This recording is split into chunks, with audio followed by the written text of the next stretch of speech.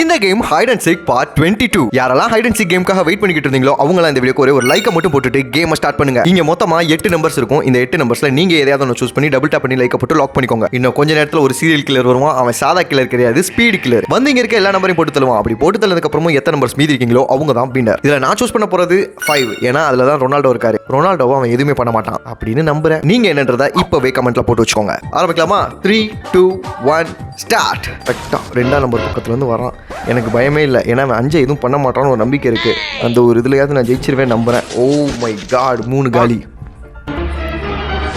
6 காலி. பேசாம நம்ம 7 சொல்லியிருக்கலாமோ? 7 ரொனால்டோ நம்பர் தானே. 1 காலி. இவ்வளோ நேரம் ஆகல. ஐயோ பார்த்துட்டானே.